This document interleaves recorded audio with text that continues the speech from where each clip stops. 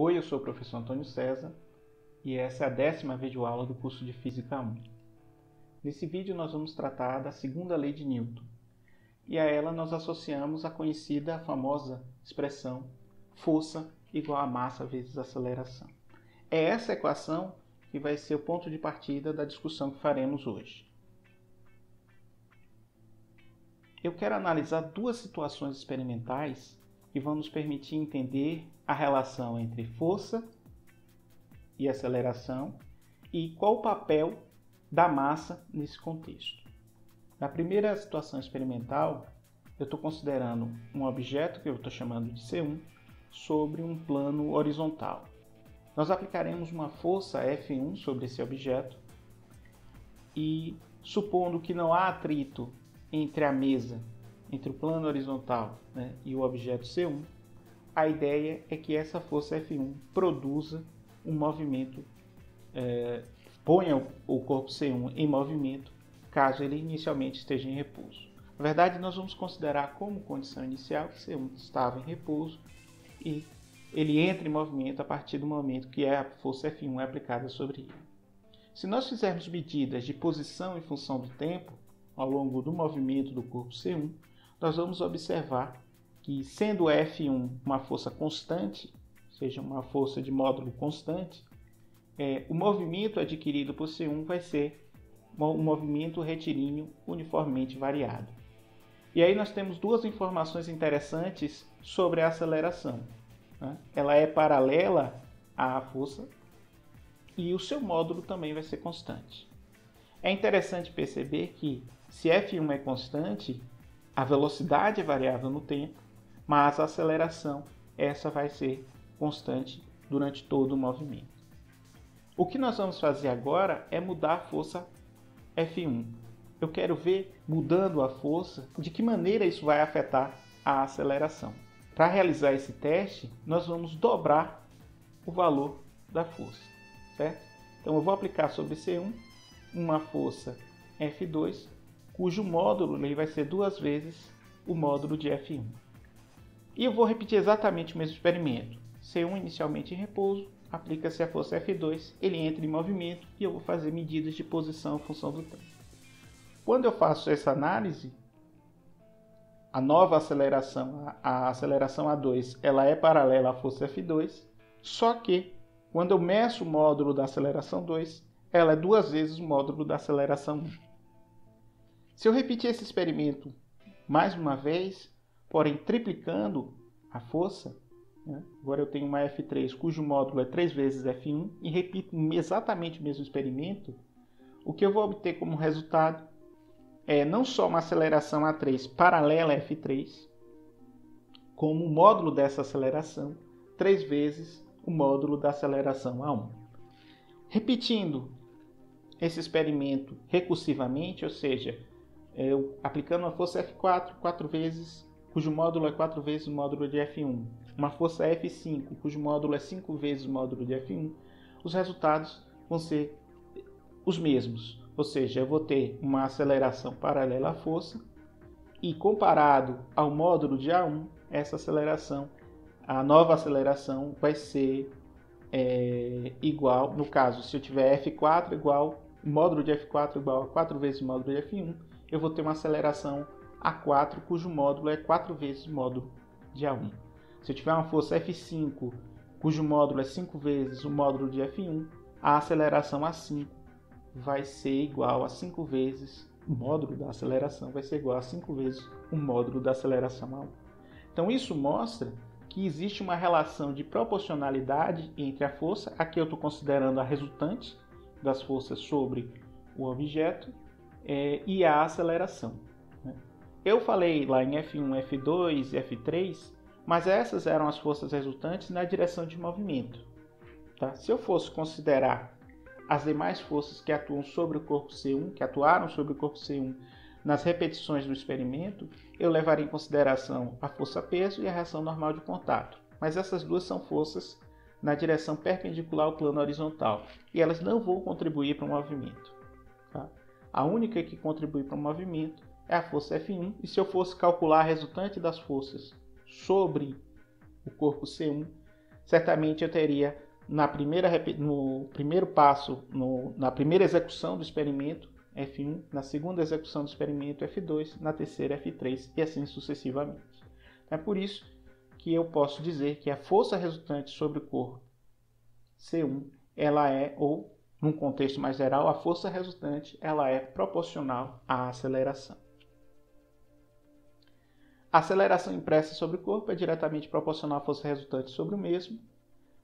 Mas aqui entra uma questão muito interessante. Se eu pegar aquele corpo C1 e usar o objeto com o mesmo volume e mesma forma, só que feito de materiais diferentes, o resultado que eu vou obter para a aceleração vai ser diferente. Então, se eu pegar, por exemplo, imagina um disco. Né? Vamos imaginar que aquele corpo C1 é um disco. E eu vou ter um disco de isopor, um disco de madeira e um disco de ferro.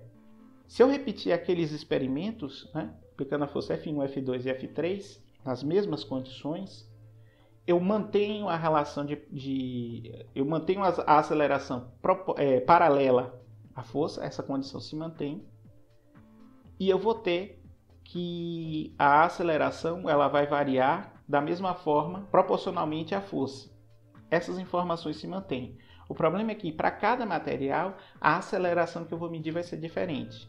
O isopor vai ter uma aceleração A1, diferente da aceleração A1 da madeira, diferente da aceleração A1 do ferro. Né? Imaginando, obviamente, que eu estou com um objeto de mesma forma, só que feito desses três materiais diferentes. Então, existe uma propriedade, a gente sabe que é a massa, né? Mas existe uma propriedade que ela também afeta essa relação entre a aceleração e a força, certo? Se eu pegar e fizer a razão entre o módulo da força e o módulo da aceleração, eu vou ter acesso a essa propriedade, que nada mais é do que a constante de proporcionalidade entre essas duas grandezas aqui. Então, para determinar essa constante de proporcionalidade, ou, sendo mais claro, para mostrar que ela vai corresponder à massa, nós vamos vamos avaliar uma segunda situação experimental, que é muito semelhante à primeira, só que agora, ao invés de variar a força, eu vou variar o número de objetos C1 em cena. Como é que a gente vai fazer isso? O mesmo experimento, aplica uma força F, essa força não vai mudar, tá? E aí o resultado vai ser uma aceleração cujo módulo ela é constante. A aceleração A1 continua paralela a F, mas o seu módulo ele é constante. Agora o que é que eu fiz? Coloquei sobre o corpo C1 outro objeto idêntico. Por isso que eu estou chamando de C1 também.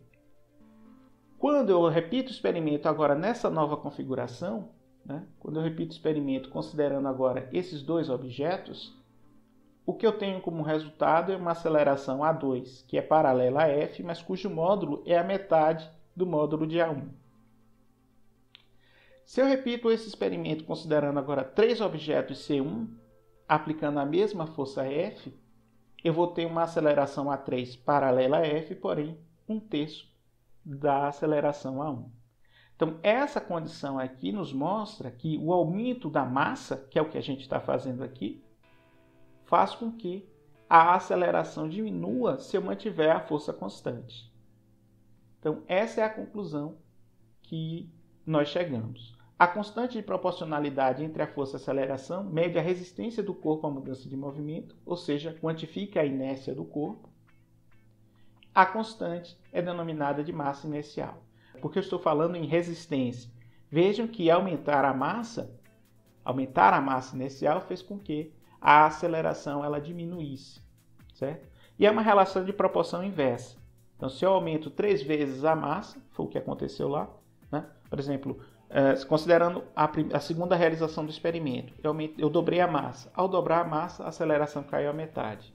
Considerando a terceira realização, tripliquei a massa, a aceleração caiu 1/3. É por isso que a gente está falando aqui em resistência, tá? Então, a massa ela atua de modo a produzir uma resistência à variação do movimento do objeto. E isso é uma maneira, sim, de quantificar a inércia que nós já discutimos no vídeo anterior, quando nós introduzimos a lei da inércia, certo? Então, A constante é denominada de massa inercial. A unidade de medida que nós vamos adotar é o quilograma. E aplicada a mesma força sobre dois corpos diferentes, a aceleração de maior magnitude será a do corpo de menor massa inercial. Essa ideia está bem posta quando nós analisamos a situação experimental 2. Ela também se reflete em situações práticas, como por exemplo essa ilustrada pelo GIF, onde nós temos dois veículos de massas totalmente diferentes e cuja redução de velocidade a partir da frenagem, né, fazendo uso dos freios, está atrelada justamente à questão da massa desses dois corpos. A distância percorrida até que o veículo ele reduza a velocidade para o valor necessário, ela é maior no caso do caminhão do que no caso do veículo de passeio. Inclusive esse GIF remete a um sistema moderno de frenagem, onde existem uma série de sensores que não só identificam a presença de um obstáculo, né? Ou seja, eles identificam a redução de velocidade do veículo à frente, como auxiliam o motorista no acionamento dos freios. Isso é uma forma de diminuir o tempo de reação, que é o tempo entre o motorista perceber o problema e acionar os freios, e diminuir também o tempo de frenagem, que é o processo que vai conduzir à redução da velocidade assim que você aciona os freios, até que o veículo atinja ou pare ou atinja a velocidade desejada. Então, força igual a massa vezes a aceleração, a gente já conhecia. Acho que agora a equação está devidamente contextualizada. Só que a gente se engana ao pensar que ela é a versão mais completa da segunda lei de Newton. Por que eu estou dizendo isso? Tanto na situação experimental como no GIF, nós estamos considerando, o GIF, a figura que eu mostrei no slide anterior, nós estamos considerando sistemas em que não há uma variação de massa, ou se ela ocorre, ela é desprezível. O que eu quero dizer com isso? Imagina a situação experimental 1. Imagina que o corpo C1 é um disco, só que ao invés de ser um objeto sólido, ele é um recipiente no qual eu preencho com areia. Esse recipiente, ele, à medida que se move, vai soltando, liberando a areia, formando um rastro. E faz isso de maneira que a variação de massa seja significativa. Nessas condições experimentais, mesmo que eu esteja aplicando uma força constante, como a massa está diminuindo, a tendência é que o objeto adquira uma maior aceleração. Então veja que um sistema de massa variável ele vai continuar obedecendo a segunda lei, só que a aceleração deixa de ser constante, mesmo que a força seja constante. É a variação da massa que vai produzir, nesse caso a redução da massa, que vai produzir um aumento da aceleração, né? Pensando no exemplo que eu acabei de construir. Então, para contemplar todos os sistemas, sejam aqueles de massa constante ou os de massa variável, nós podemos pensar numa nova grandeza física, que é o momento linear. Essa grandeza física ela foi concebida para quantificar, de fato, o movimento de um corpo, certo? Por isso que ela é também denominada de quantidade de movimento, e nós formulamos a grandeza como sendo o produto da massa vezes a velocidade. A massa, nós sabemos que é o elemento que oferece resistência à mudança de movimento, e a velocidade é a variação da posição em função do tempo. Então essas duas grandezas juntas, elas nos dão uma ideia da quantidade de movimento que um objeto tem. É por isso que um carro de passeio e uma carreta, mesmo que estejam se deslocando com uma mesma velocidade, a carreta, por ter uma massa muito maior, terá uma quantidade de movimento muito maior em comparação ao carro de passeio. É por isso que, mesmo tendo sistemas de freios diferentes, ainda assim, quando os freios são acionados, a tendência é que o caminhão, a carreta, ela se desloque mais até parar do que o carro de passeio, por ter uma quantidade de movimento maior. Pensado então o momento linear em termos dessa equação, nós podemos agora, de fato, enunciar a segunda lei de uma maneira mais completa, mais geral, né? A taxa de variação do momento linear de um corpo, medida a partir de um referencial inercial, é diretamente proporcional à resultante das forças que atuam sobre eles. A discussão sobre referencial inercial nós já fizemos. A lei da inércia só é observada para referenciais que obedeçam a essa condição e, portanto, a segunda lei ela só vai se preservar para esse tipo de referencial, certo? Dessa maneira, a forma mais geral de denunciar a segunda lei, de expressar a segunda lei, não é essa, mas essa aqui. Força resultante igual à taxa de variação do momento linear. Por outro lado, se eu tiver a massa m constante, a derivada de P em relação a T vai corresponder a m vezes a derivada de V em relação a T. Portanto, eu chego a essa expressão que ela é mais conhecida, certo? Então essa é a versão geral da segunda lei. Essa aqui é um caso particular dessa versão geral, tá? Então nós temos que a força resultante é igual à taxa de variação do momento linear.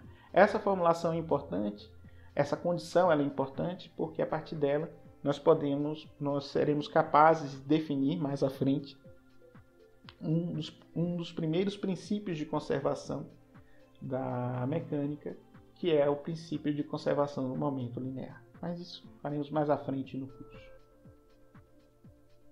A unidade de medida de força a gente já tinha definido, é o Newton, só que agora, uma vez que nós construímos essa relação, nós podemos estabelecer uma igualdade que vocês certamente já conheciam, um Newton igual a 1 kg/metro por segundo ao quadrado, certo? Então esse é o contexto que nós temos referente à segunda lei. Então a partir de agora eu tenho uma equação que me permite caracterizar o movimento de um sistema físico. Mas caracterizar um movimento não significa apenas situações em que o sistema tem uma velocidade e uma aceleração associados. Nós podemos também lidar com situações em que o objeto está em repouso. Ele tem um sistema de forças atuando sobre esse objeto e ainda assim ele se mantém em repouso ou no máximo movimento retilíneo uniforme. Essa é uma situação que configura o chamado equilíbrio mecânico e é isso que nós vamos discutir agora. A condição de equilíbrio ela se dá de maneira que a resultante das forças, que é obtida a partir da soma algébrica das forças que atuam sobre o objeto, ela é nula, certo? Então vamos voltar a um diagrama que nós já tínhamos apresentado numa aula anterior, quando definimos o conceito de força resultante. Se as forças F1, F2 e F3 atuam sobre esse corpo,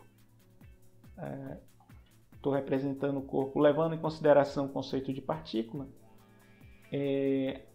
a soma algébrica dessas três forças vai me dar a força resultante. A condição de equilíbrio ela se reflete quando a soma é igual a zero, certo? Nesse caso aqui o vetor nulo.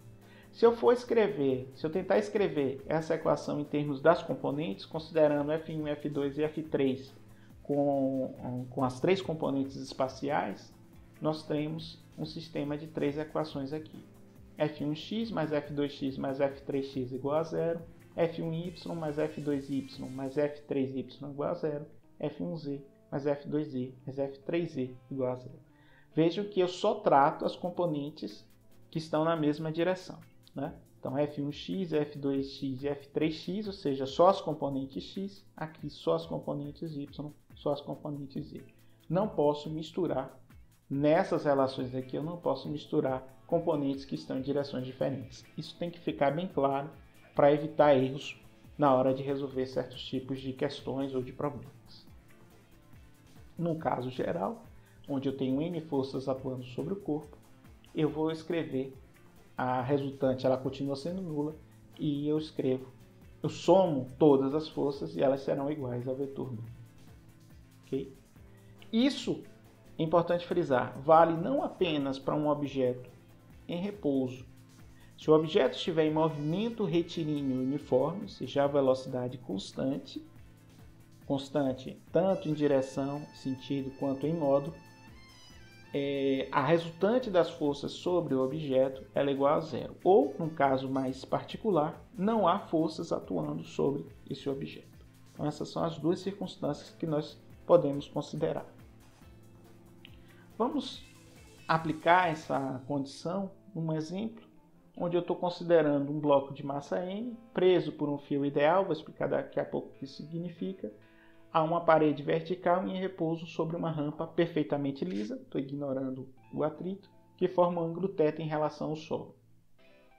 Determine a força exercida pelo fio sobre o bloco. Então a situação física que a gente está pensando é mais ou menos essa aqui. Aqui é o nível do solo, esse é o plano inclinado, está aqui a rampa, e sobre essa rampa eu tenho um objeto de massa M. Ele vai estar preso a uma parede vertical por um fio. Eu disse que esse fio é ideal, isso significa que ele é inextensível, ou seja, ele não pode esticar, e sua massa é desprezível. Sob essas condições, isso significa que a única contribuição do fio para o sistema é transmitir uma força aplicada pela parede sobre o bloco. Esse sistema está imerso no campo gravitacional da Terra, portanto, há uma força-peso atuando sobre o objeto de massa M e eu estou considerando um plano inclinado sem atrito, né? Por isso que eu informei que a rampa é perfeitamente lisa. Então, essa é a situação física que nós temos. O que falta agora é considerar o ângulo de inclinação. Tá? Esse ângulo de inclinação ele vai ter um papel importante porque, a depender do seu valor, isso vai afetar não só as forças na direção perpendicular à rampa, como também na direção paralela à rampa. Certo? Então o que nós vamos fazer agora, primeiro vamos identificar as três forças que atuam sobre o sistema. Eu mencionei elas, mas agora vamos formalizar os seus conceitos. A força-peso, que é igual ao produto da massa pela aceleração da gravidade, força de longo alcance devido à atração gravitacional da Terra sobre o bloco, já falamos bastante sobre ela nesse curso. Eu estou simbolizando T a tensão, né? A força de contato transmitida através do fio ideal e exercida pela parede vertical sobre o bloco, e a força normal, ou a reação normal de contato, que é a força de sustentação exercida pela rampa sobre o bloco. Sempre que eu tiver um objeto sobre uma superfície, a superfície vai exercer uma força de sustentação sobre esse objeto. E essa é a relação normal de contato. A força resultante é a soma dessas três forças e ela vai ser igual a zero. Essa condição ela tem que ser satisfeita, né? Porque ela remete à situação de equilíbrio mecânico que o sistema se encontra, o bloco se encontra em repouso sobre a rampa. E nós podemos calcular a tensão, não só a tensão, mas a reação normal de contato também, se nós decompusermos essas equações, essas forças, aliás, num sistema de coordenadas. Para fazer isso, nós vamos chamar um diagrama de forças, também conhecido como diagrama de corpo livre, onde aqui eu vou criar um sistema de coordenadas, mas ele vai estar orientado de maneira que eu vou ter um eixo paralelo à rampa e outro eixo perpendicular à rampa, certo? Eu acho mais interessante pensar o problema dessa maneira. Então, essa aqui vai ser a direção horizontal relativa ao nível do solo. Essa aqui é uma direção vertical relativa ao nível do solo. Eu estou criando um eixo X que é paralelo à rampa. Ele tem uma inclinação θ em relação à direção horizontal e um eixo Y perpendicular à inclinação da rampa, certo? O objeto, que é aquele corpo de massa M, eu estou fazendo a representação física dele, né, daquele bloco, como uma partícula. Isso eu já discuti no vídeo anterior. Assiste a 9ª aula para entender isso aqui, certo? E agora nós vamos mostrar como se configura o sistema de forças, ou seja, quais são as orientações das três forças relativas a esse sistema de coordenadas aqui.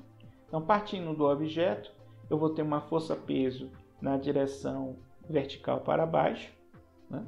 Isso aí a gente já sabe, P é paralelo a G, então tinha que ser isso aqui mesmo. Esse ângulo θ aqui, ele é o mesmo ângulo de inclinação do plano. Isso aqui é uma propriedade algébrica, então esse ângulo aqui ele é sempre igual a este ângulo. Na direção X, nós temos a tensão, só que na verdade o sentido é menos x, que é a tensão que a corda exerce sobre o bloco, e na direção perpendicular à rampa nós temos a reação normal de contato. Então essas seriam as três orientações das forças P, N e T. E vejam que P eu posso decompor na direção x e na direção y, só que eu vou considerar esse ângulo θ aqui, tá? Que é o mesmo ângulo de inclinação da rampa. Então, quando eu faço a decomposição, eu vou ter que P ele vai ser igual a mg vezes o seno de θ na direção x, tá? Porque a componente x vai corresponder a um segmento de reta oposto ao ângulo θ, e na direção y eu vou ter mg cosseno θ na parte negativa de y.